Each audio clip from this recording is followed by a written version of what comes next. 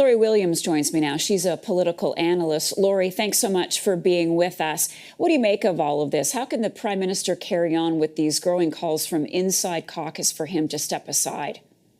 Well, things are challenging for the Prime Minister and for the party, frankly. It's very difficult for them to sort of shift the momentum, sort of present themselves as a new face, hit the reset button. Those are all very difficult things to manage at the best of times, but right in the middle of a very fraught caucus and Parliament, for that matter, things have become quite a bit more difficult. So I think it's quite understandable that these MPs are concerned about what's going on, but there are really significant questions about whether a leadership race can even be managed when we don't know when the next election is going to be. It could be forced technically at any time. And of course, there's no guarantee that whoever the new leader is would do any better than Justin Trudeau. I'm going to ask you to put yourself into his shoes for a moment. Why do you think Justin Trudeau is ignoring these calls, defiantly continuing on despite the pressure that's been mounting now 4 months for him to go? What do you think it is? Well, based on the sorts of things that he said, he seems to think that he's the Justin Trudeau of 2015 and that he can overperform expectations like he has done in the past. The problem for him is that he's been in power for 9 years. And of course, there are a lot of things that people are dissatisfied with. There's been a very effective opposition campaign.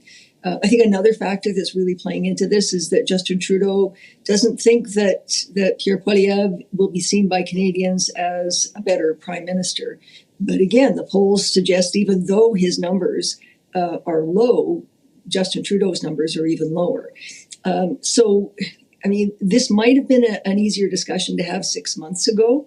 And the Prime Minister and his advisors were sort of thinking they could turn things around. They've tried a number of things for some years now to try to turn things around, and they haven't been effective.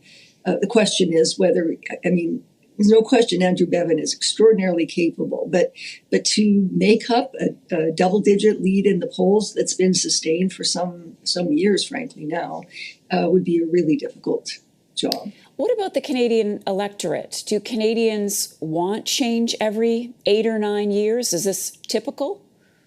Yeah, I think what happens is that once you get toward the 10-year mark, even fresh-faced, hopeful sorts of leaders and parties start to accumulate more and more dissatisfaction, promises made that weren't fulfilled to the level that voters wanted them to be.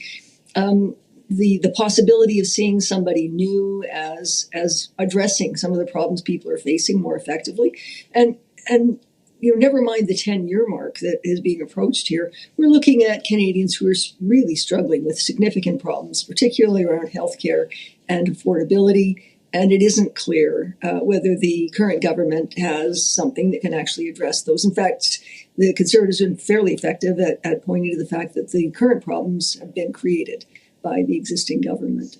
Lori Williams, thanks so much for your time with us tonight. Thank you, Marcia.